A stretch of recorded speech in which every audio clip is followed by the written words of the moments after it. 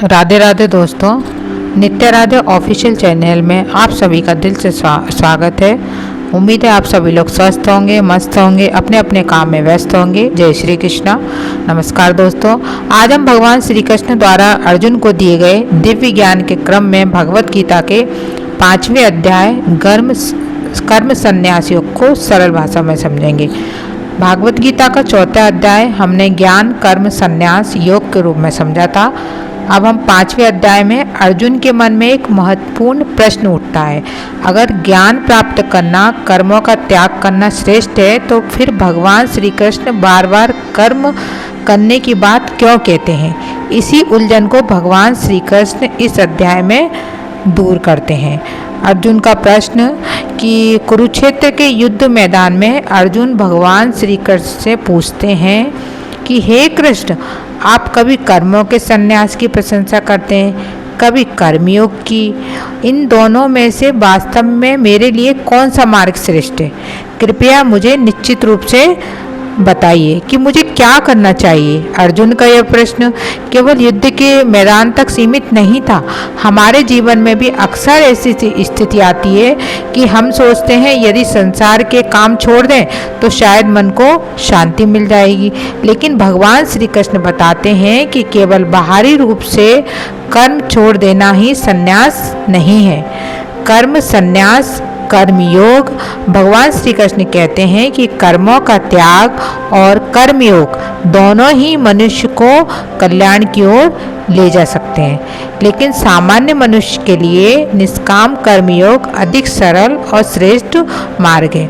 इसका अर्थ यह नहीं है कि व्यक्ति अपने परिवार, नौकरी, समाज या जिम्मेदारियां लेना छोड़ दें, बल्कि इसका अर्थ यही है कि अपना कर्तव्य पूरी ईमानदारी से करो, लेकिन अपने कर्मों के परिणाम के प्रति अत्यधिक आसक्ति मत रहो। हम कर्म को तो कर सकते हैं, लेकिन हर परिणाम हमारे हाथ में नहीं होता है। इसलिए भगवान श्री कृष्ण कहते हैं कि कर्म करते हुए यदि मनुष्य फल की आसक्ति छोड़ दे तो वह वास्तव में कर्मों के बंधन से मुक्त हो सकता है। सच्चा संन्यास क्या है? भगवान श्री कृष्ण एक बहुत सुंदर बात समझाते हैं कि जो व्यक्ति किसी से द्वेष नहीं करता और किसी वस्तु की अत्यधिक इच्छा नहीं करता, वही वास्तविक अर्थ में सन्यासी है। सिर्फ वस्त्र बदल लेने से या संसार से दूर चले जाने से सन्यास प्राप्त नहीं होता है। यदि मन के अंदर इच्छा, क्रोध, अहंकार, मोह मौजूद है तो वह बाहरी त्याग अधूरा है। सच्चा सन्यास मन को सन्यास है। जब मनुष्य अपने कर्तव्य करता है लेकिन वो भावना रखता है कि मैं अपना कर्म ईमानदारी से करूँगा, परिणाम भगवान पर छोड़ दो, तब उसके कर्म धीरे धीरे उस बंधन से मुक्त करने लगते हैं। कर्म करते हुए भी कर्म से मुक्त। अब भगवान श्री कृष्ण एक गहरा रहस्य बताते हैं कि ज्ञानी व्यक्ति कर्म करते हुए किसी को भी स्वयं को कर्मों का कर्ता नहीं मानता। वो समझाता है कि शरीर अपनी प्रकृति के अनुसार अपना काम करता है। आंखें देखती हैं, कान सुनते हैं, हाथ काम करते हैं, पैर चलते हैं, शरीर अपनी जिम्मेदारियां निभाता है। लेकिन भीतर से ज्ञानी व्यक्ति साक्षी भाव में रहता है। वह सोचता है कि मैं अपना कर्तव्य कर रहा हूँ, लेकिन वो इस शरीर और कर्मों तक सीमित नहीं है। यदि भाव मनुष्य को कर्म बंधन से धीरे धीरे मुक्त करता है तो कमल के पत्ते जैसा जीवन, ये एक एग्जाम्पल है।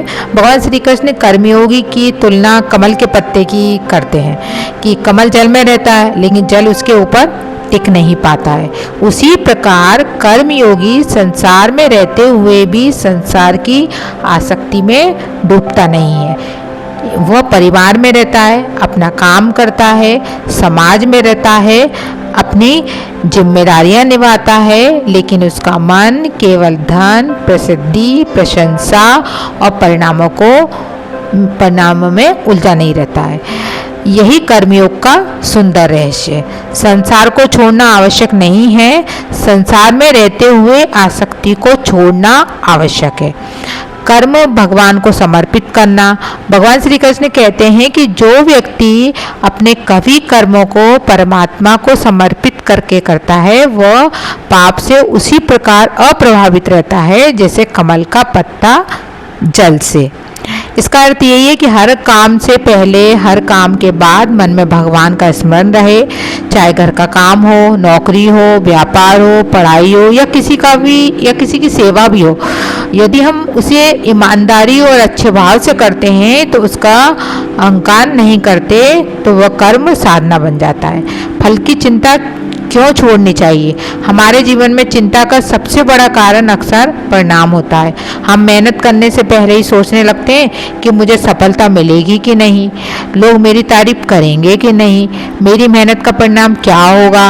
भगवान श्री कृष्ण हमें सिखाते हैं कि परिणाम की चिंता में अपना वर्तमान मत खो। तुम्हारा अधिकार कर्म पर है, इसलिए जो काम सामने है उसे पूरी श्रद्धा और ईमानदारी से करो।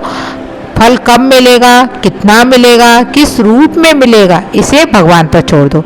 इसका अर्थ आलस्य करना नहीं है, बल्कि इसका अर्थ है कि पूरी मेहनत करना, परिणाम की चिंता से अपने मन को मुक्त रखना। कर्मयोगी की शांति, जो व्यक्ति कर्मों के फल की इच्छा छोड़कर कर्म करता रहता है उसे वास्तविक शांति प्राप्त होती है। और लेकिन जो व्यक्ति फल की इच्छा से कर्म करता है वह बार बार चिंता, उम्मीद, निराशा और भय के चक्र में फंस जाता है। यदि सफलता मिली तो अहंकार बढ़ जाता है, यदि असफलता मिली तो निराशा बढ़ जाती है।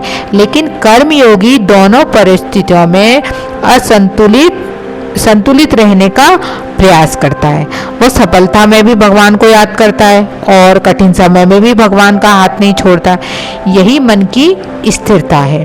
भगवान श्री कृष्ण आगे बताते हैं कि सच्चा ज्ञानी कभी प्राणियों में समान परमात्मा को देखता है। वह किसी व्यक्ति को केवल उसके बाहरी रूप, धन, पद और सामाजिक स्थिति से नहीं देखता। वह समझता है कि परमात्मा की चेतना सभी जीवों में विद्यमान है। इसलिए ज्ञानी व्यक्ति के मन में अहंकार, भेदभाव धीरे धीरे कम होने लगता है। भगवान कहते हैं जिसने अपने मन को जीत लिया उसके लिए बाहरी परिस्थितियाँ उसकी शांति को आसानी से छीन सकती हैं। सुख आए तो वह अत्यधिक आसक्त नहीं होता, दुख आए तो टूटता नहीं है, प्रशंसा मिले तो अहंकार में नहीं डूबता, अपमान मिले तो अपने भीतर के शांति को खोजने से बचता है। यह अवस्था अचानक प्राप्त नहीं होती है, इसके लिए निरंतर अभ्यास आवश्यक है। इच्छाओं पर नियंत्रण। भगवान श्री कृष्ण बताते हैं कि बाहरी विषयों से मिलने वाला सुख स्थायी नहीं होता है। जो सुख हमें किसी वस्तु, व्यक्ति या परिस्थिति से मिलता है वह समय के साथ बदल सकता है। आज जो चीज़ हमें खुशी दे रही है हो सकता है कल वही हमारे लिए सामान्य हो जाए। इसलिए यदि हमारी खुशी पूरी तरह से बाहरी चीज़ों पर निर्भर है तो हमारा मन हमेशा अस्थिर रहेगा। भगवान श्री कृष्ण मनुष्य को इच्छा, क्रोध के संबंध को समझाते हैं। जब हमारी इच्छा पूरी नहीं होती तो क्रोध पैदा हो सकता है और क्रोध हमारे विवेक को बहुत कमजोर कर सकता है। इसलिए इच्छाओं को समझना, मन पर नियंत्रण रखना बहुत आवश्यक होता है। इसका अर्थ यही है कि जीवन में कोई भी इच्छा नहीं होनी चाहिए, बल्कि हमें समझना चाहिए कि हर इच्छा पूरी होना जरूरी नहीं होता है। कभी कभी जो हमें नहीं मिलता है उसमें भी भगवान की कोई ना कोई योजना हो सकती है। मन को भीतर की ओर ले जाना। भगवान श्री कृष्ण कहते हैं जो व्यक्ति अपनी इंद्रियों, मन और बुद्धि को नियंत्रित करने का अभ्यास करता है वह धीरे धीरे भीतर की ओर शांति प्राप्त करता है। जब मन बार बार बाहर की चीज़ों में भागता है तब वह बेचैनी बढ़ सकती है। लेकिन जब मन भगवान के स्मरण, ध्यान और आत्मचिंतन में लगता है तो वो इतर स्थिरता आने लगती है। इसलिए आध्यात्मिक जीवन का अर्थ केवल पूजा पाठ करना ही जरूरी नहीं होता है। आध्यात्मिक का अर्थ होता है कि अपने विचारों को देखना, अपनी इच्छाओं को समझना, अपने कर्मों को शुद्ध करना, भगवान पर विश्वास रखना। अंतिम शिक्षा भगवान श्री कृष्ण का अत्यंत सुंदर संदेश यही है अंतिम लास्ट में, कि वे कहते हैं कि जो व्यक्ति मुझे समस्त यज्ञों, तपस्याओं का भोक्ता, सभी लोगों का परमेश्वर, सभी प्राणियों का सच्चा हितैषी समझता है वो शांति को प्राप्त करता है। जब भगवान हमें बताते हैं कि परमात्मा किसी से दूर नहीं है, अब हम केवल मंदिर में ही नहीं बल्कि अपने कर्मों में, सेवा में, दया में, सच्चे भाव में अनुभव कर सकते हैं। यदि हमारा कर्म भगवान को समर्पित है, हमारी भावना शुद्ध है, हमारा मन परिणाम की अत्यधिक चिंता से मुक्त है, तो जीवन में शांति आने लगती है। तो दोस्तों, भागवत गीता का 5वें अध्याय की शिक्षा यही मिलती है कि कर्मों से भागना संन्यास नहीं है, बल्कि अपने कर्तव्य को ईमानदारी से करते हुए कर्मों के फल की आसक्ति छोड़ देना सच्चे कर्मयोग की दिशा है। संसार में रहो, लेकिन संसार को अपने मन पर हावी मत होने दो। मेहनत करो, लेकिन हर परिणाम को अपने नियंत्रण में मानकर चिंता मत करो। सफलता मिले तो अहंकार मत करो, असफलता मिले तो निराश मत हो। दूसरों में भी उसी परमात्मा की झलक देखने का प्रयास करो। अपने कर्म भगवान को समर्पित करो। अपने मन को धीरे धीरे शांत करने का अभ्यास करो। यही भगवान श्री कृष्ण का कर्म संन्यास योग का संदेश है। अगर आपको भगवत गीता का यह अध्याय पसंद आया हो तो वीडियो को लाइक करें, चैनल को सब्सक्राइब करें, कमेंट में राधे राधे जय श्री कृष्ण जरूर लिखें। अब हम मिलते हैं भगवत गीता के 6ठे अध्याय में, जहां भगवान श्री कृष्ण हमें ध्यान योग और मन को नियंत्रित करने का मार्ग बताएंगे। उम्मीद है आपको ये अध्याय पसंद आया होगा। अब हम जल्दी नेक्स्ट अध्याय में मिलेंगे। सभी को Radhe Radhe. Thank you for watching.